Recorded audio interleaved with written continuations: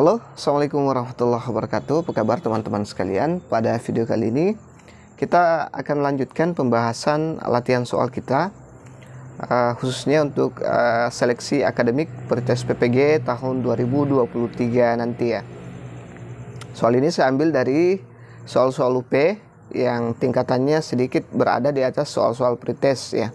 Tapi saya justru malah akan lebih senang kalau teman-teman bisa menguasai ini, bisa mempelajari ini, karena nanti soalnya akan turun kelas. Kalau kita belajarnya lebih keras, insya Allah nanti ujiannya akan lunak, seperti itu teman-teman. Kalau kita belajarnya nggak lunak, nanti pada saat ujian kita akan kewalahan, mandi keringat dan sebagainya. Oke teman-teman, pada kesempatan kali ini saya akan bahas lagi soal, tapi ini dia spesial untuk penilaian semua ya. Jadi pembahasan di sini nanti penilaian semua.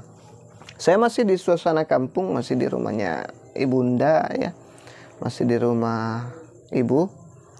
Ini kan suasana libur, jadi kita berkunjung ke rumah orang tua ya, mumpung orang tua kita masih hidup ya. Kalau sudah meninggal apalagi ya, kita tidak bisa lagi berkumpul bareng ya. Baik, sebelum lanjut, saya mohon bantuan teman-teman untuk klik subscribe, like, dan bantu share. Serta kalau punya kemampuan, mohon kasih support thanks ya, biar lebih semangat lagi. Baik, kita lihat soalnya teman-teman. Ini dia soal yang akan kita bahas. Kita lihat. Pagi ini penyerahan rapot untuk siswa SMP Mekarsari. Bu Neni adalah guru matematika di SMP tersebut. Saat sehabis pembagian rapor, tiba-tiba Bu Neni didatangi oleh orang tua murid sambil marah-marah dan menggerutu karena nilai anaknya jelek, padahal menurutnya anaknya adalah siswa yang pintar ya. Bu Neni kemudian menjelaskan teknik, prosedur, dan hasil pengolahan nilainya dari nilai harian, nilai PTS, dan PAS, serta nilai sikap siswa dengan buku catatan penilaian yang lengkap. Dan akhirnya orang tua siswa tersebut dapat mengerti bahwa nilai anaknya memang sesuai dengan fakta. Dengan demikian, Bu Neni telah melaksanakan prinsip penilaian: A. Adil, B. Objektif, C. Menyeluruh, D. Sistematis, E. Akuntabel. Oke, teman-teman, ini ada kasus yang cukup ribet. Jadi teman-teman yang mana jawabannya di sini ya. Ini biasa ya terjadi di sekolah-sekolah. Bahkan di sekolah saya tidak hanya sekali pernah melihat kejadian yang seperti ini ya. Tapi bukan ke saya ya, ke teman saya. Ada 2 orang teman saya yang pernah saya lihat diprotes gara-gara nilai ya. Ada yang pulang dengan senyum, ada yang pulang tetap marah-marah seperti itu. Baik, saya yakin teman-teman sudah mengunci jawabannya. Kita lihat. Nah, jawaban yang tepat adalah E ya, opsi E. Dia akuntabel ya. Penilaian dapat dipertanggungjawabkan. Jadi akuntabel itu sendiri adalah definisinya adalah dapat dipertanggungjawabkan ya. Ini dia sudah menunjukkan semua nilai hariannya, nilai PTS-nya, nilai PAS-nya, serta nilai sikap. Jadi sudah sangat lengkap data-datanya. Kalau data-datanya sudah lengkap, pasti akan mudah mempertanggungjawabkan kalau ada yang protes ya. Cuman saya ingatkan kepada teman-teman, jangan salah dalam menentukan nilai siswa ya. Jangan sampai kita mendapat orang tua yang kritis, orang tua yang dia menganggap dirinya paham, pintar ya. Dia tidak terima. Jangan sampai itu terjadi dan kita tidak mampu mempertanggungjawabkan nilai kita. Nah itu jangan sampai teman-teman. Dulu ayah saya, bapak saya itu pernah merobek-robek. Saya juga diceritakan sama bapak saya. Katanya kalau menilai anaknya orang, siswa, kalau kamu menilai siswa itu yang objektif ya, jangan sembarang ya alasannya. Harus ya, pesannya seperti ini. Meskipun guru saya itu ayah saya atau bapak saya itu dia seorang petani, tapi dia orangnya memang cerdas, cuman rezekinya mungkin tidak ada untuk jadi seorang orang yang besar ya, minimal guru. Karena dia pernah ceritakan kakak tertua saya itu sempat tidak naik kelas pada waktu itu, dan dia datang ke rumah guru tersebut sambil merobek-robek nilai rapornya ya. Karena alasan yang diminta dari guru tersebut, Ibu Deborah, pada waktu itu tidak tepat ya. Menurut bapak saya itu dia tidak tepat memberikan alasan, dan langsung dirobek di depannya. Alasannya karena katanya kakak sulung saya itu masih kecil untuk naik kelas. Dulu kan masih ketat dengan aturan naik kelas ya, dengan aturan naik kelas. Nah, dia tinggal kelas dengan alasan masih kecil, makanya nilainya dikecilkan juga untuk tinggal kelas. Makanya hati-hati ya teman-teman, jangan sampai, itu sangat tidak mengenakan sekali ya kalau kita digitukan sama orang tua siswa. Ini hanya pesan saya, maaf agak melenceng sedikit. Oke, kita lanjut ke soal berikutnya. Dalam setiap kali penilaian Pak Jamal selalu membuat rubrik penilaian yang berisi kriteria penilaian yang mencerminkan kompetensi yang akan dinilai. Hal ini sesuai dengan prinsip penilaian: A. Sistematis, B. Beracuan kriteria, C. Menyeluruh, D. Sistematis, E. Akuntabel. Oke, kira-kira yang mana jawabannya teman-teman? Oh ya, di sini ada 2 sistematis ya. Harusnya di sini kita kasih saja adil ya, karena 2.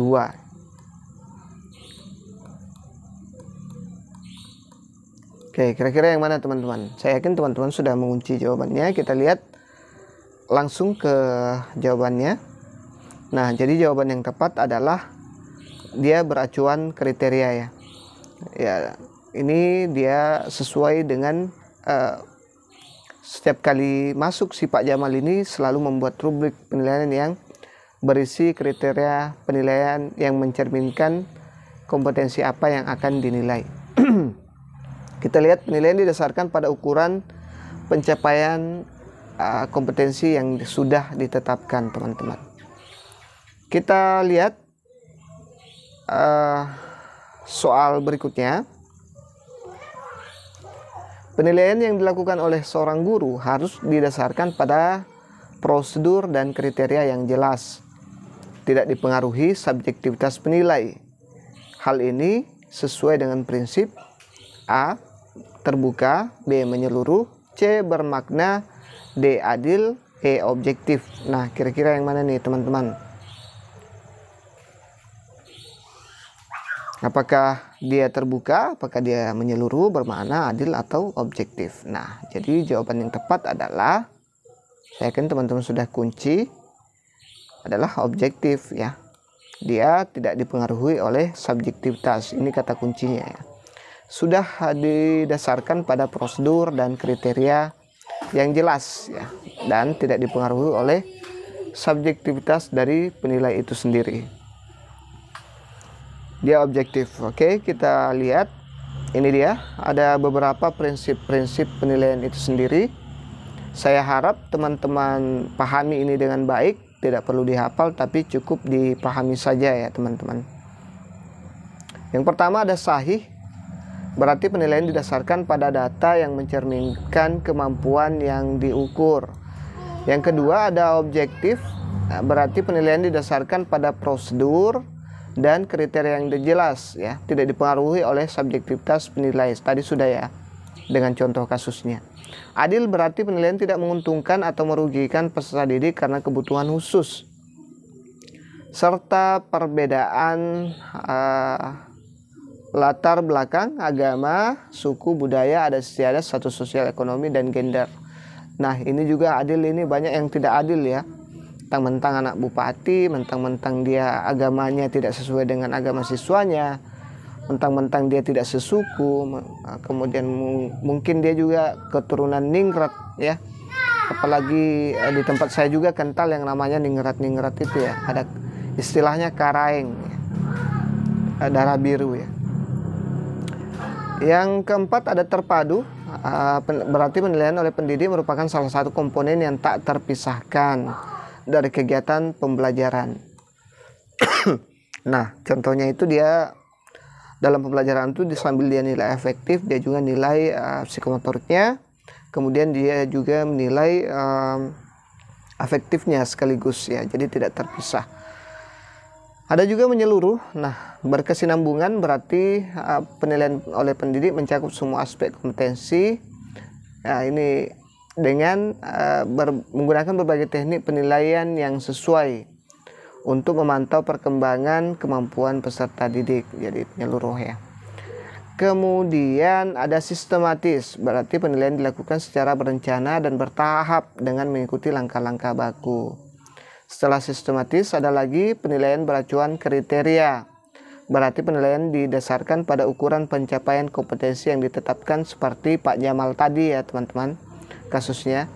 Selanjutnya ada akuntabel, berarti penilaian dapat dipertanggungjawabkan baik dari segi teknik, prosedur, maupun hasil penilaian itu sendiri.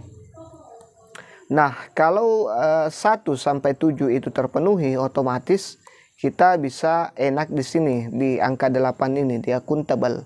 Kita bisa mempertanggungjawabkannya dengan mudah pada saat ada protes nilai atau siswa atau orang tua siswa yang memprotes ke kita tentang nilai yang sudah kita berikan ke siswa kita tersebut ya teman-teman. Oke, semoga dipahami semua ya prinsip-prinsip penilaiannya. Kita lanjut ke soal berikutnya. Jangan lupa subscribe, like, dan bantu share sebanyak-banyaknya ke sosial media teman-teman.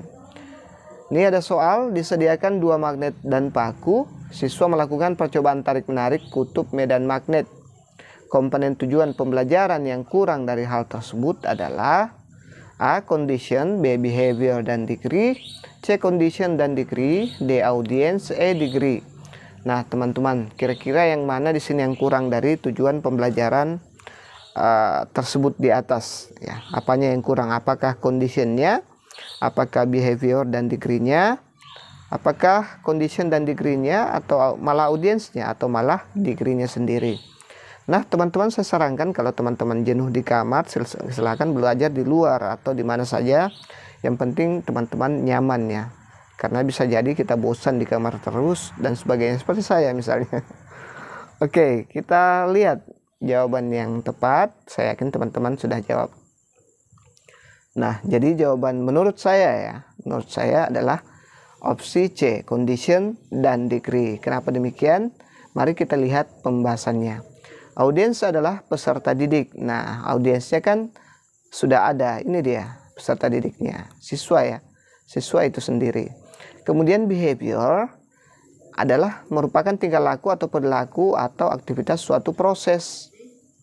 Nah, ini kan sudah ada juga. Melakukan percobaan tarik-menarik kutub medan magnet. Nah, ini dia prosesnya, aktivitasnya ya. Berarti yang tidak ada itu adalah condition dan degree. Jadi jawaban yang tepat ada di opsi C. Jadi kita lihat dulu pengertian dari condition itu sendiri. Condition, persyaratan yang perlu dipenuhi agar perilaku yang diharapkan dapat tercapai. Nah, di sini kan tidak ada apa, bagaimana, dan apanya yang dinilai ya, setelah agar proses ini terpenuhi ya. Kita tidak tahu apakah kalau sudah tertarik dia terpenuhi atau malah baku tendang sudah terpenuhi ya teman-teman. Jadi ini tidak ada ya. Kemudian degree merupakan tingkat penampilan yang dapat diterima oleh siswa setelah melalui rangkaian sajian proses pembelajaran. Ini juga tidak ada. Tidak ada apa nanti hasil dari ini hasil dari siswa tarik menarik kutub medan magnet itu ya. Jadi seperti itu ya teman-teman. Bagi yang punya pendapat lain mungkin bisa komentar di kolom komentar ya, biar lebih enak, biar yang lain juga bisa sambil baca-baca, belajar ya, sertakan referensi dan alasan teman-teman biar lebih membantu teman-teman yang lain dan saya juga khususnya belajar ya. Kita lihat ini ada soal berikutnya. Bu Herlina adalah seorang guru seni. Hari ini dia ingin menilai kemampuan siswa dalam membuat lukisan. Selain hasil lukisan siswa yang dinilai, teknik dalam menggambar, cara menggunakan alat dan perlengkapan, dan juga sikap siswa dalam menghargai karya temannya juga menjadi acuan dalam penilaian. Dalam hal ini, Bu Linda telah menerapkan prinsip A. Sahih, B. Objektif, C. Menyeluruh, D. Sistematis, E. Beracuan kriteria. Nah, kira-kira yang mana nih teman-teman? Apakah dia sahih, objektif, menyeluruh, sistematis, atau malah beracuan kriteria? Kalau teman-teman perhatikan dengan baik atau sudah paham dengan beberapa prinsip penilaian tadi yang saya sudah wanti-wanti dari awal bahwa teman-teman harus pahami, saya yakin teman-teman bisa langsung kunci jawaban teman-teman. Baik, kita lihat jawabannya. Jadi jawabannya adalah dia menyeluruh ya. Dia penilaiannya itu menyeluruh ya. Kita lihat pembahasannya menyeluruh dan berkesinambungan. Berarti penilaian oleh pendidik mencakup semua aspek kompetensi dengan menggunakan berbagai teknik penilaian yang sesuai untuk memantau perkembangan kemampuan peserta didik. Nah, kita bisa lihat di sini dia menilai kemampuan siswa dalam membuat lukisan ya. Selain hasil dari lukisan siswa yang dinilai, ada juga teknik. Di sini dia juga, kalau di sini kognitifnya, mungkin di sini dia psikomotoriknya, teknik dalam menggambar serta cara menggunakan alat ya dan perlengkapan. Nah, ini psikomotorik ya, masih psikomotorik. Kemudian ada juga sikap siswa dalam menghargai karya temannya. Nah, ini saya pikir dia lari ke afektif ya, menghargai ya teman-teman. Jadi dia memang penilaiannya menyeluruh dan berkesinambungan ya. Oke, kita lanjut ke soal berikutnya. Nah, ini dia. Jangan lupa subscribe, like, dan bantu share ya teman-teman. Paulang adalah guru PKN di sekolah Mekar Indah. Dia tinggal di Desa Mangun Harjo. Siska adalah tetangga dari Paulang. Setiap pembagian hasil evaluasi, Siska selalu diberi nilai 85 oleh Paulang. Sementara Rudi, siswa yang paling pintar di kelasnya, hanya mendapat 80. Dari kasus di atas artinya Paulang tidak melaksanakan prinsip penilaian. A. Adil, B. Objektif, C. Menyeluruh, D. Sistematis, E. Beracuan kriteria. Nah, kira-kira yang mana teman-teman? Oke, sekali lagi saya bilang kalau teman-teman sudah paham tadi yang prinsip-prinsip penilaian itu, saya yakin teman-teman akan gampang menjawabnya. Oke, kita lihat jawabannya. Saya yakin teman-teman sudah mengunci jawabannya. Nah, ini ya. Jadi dia termasuk di penilaian objektif ya, teman-teman. Kita tanpa melihat pembahasannya kita sudah bisa jawab ya. Ini contoh kasusnya sudah sangat jelas ya, bahwa dia tidak objektif, dia sangat subjektif dalam menilai. Karena dia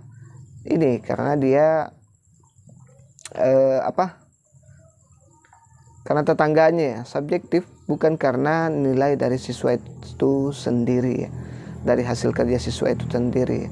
Kita lihat objektif berarti penilaian didasarkan pada prosedur dan kriteria yang jelas, tidak dipengaruhi oleh subjektivitas penilai. Kalau ini sudah dipengaruhi oleh subjektivitas penilai dan tidak sesuai dengan prosedur dan kriteria yang jelas. Karena ada kata kunci di sini, yang paling pintar adalah Rudi ya teman-teman. Mungkin dia tidak enak atau sering dikasih jagung bakar misalnya oleh tetangganya sampai dia tidak tega untuk, atau dia sangat senang kalau nilainya juga lebih tinggi ya, paling tinggi.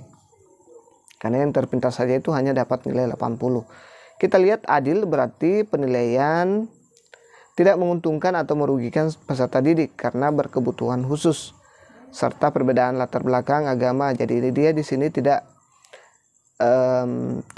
membawa agama, suku, budaya. Dia karena tetangga saja ya. Jadi status sosial dan ekonomi ya, bukan juga karena dia anak pejabat, anak ningrat ya, adat istiadat dan itu sebagainya. Jadi harap ini dibaca-baca ulang teman-teman, dipahami ya, antara objektif dan adil. Nah ini yang biasa kita terkecoh, apakah jawabannya adil atau tidak adil ya. Ini sebenarnya dia kena di objektif ya, bukan di tidak melaksanakan di adil ya. Ini dia penjelasannya. Nah kalau ini karena subjektivitas ya, karena dia tetangga, bukan karena agama, bukan karena berkebutuhan khusus ya, suku, budaya dan sebagainya. Memang agak-agak mirip teman-teman, jadi perlu lagi referensi tambahan untuk teman-teman untuk lihat di Google kalau bisa ya, untuk memperkuat perbedaan dasar antara adil dan objektif. Jangan sampai terkecoh nanti pada saat pretest PPG. Oke, itu saja dulu yang sempat saya share pada kesempatan kali ini. Jangan lupa subscribe, like, dan bantu share, serta beri super thanks kalau teman-teman bisa kasih. Saya sangat berterima kasih. Wabillahi taufiq wal hidayah. Semoga bermanfaat. Wassalamualaikum warahmatullahi wabarakatuh.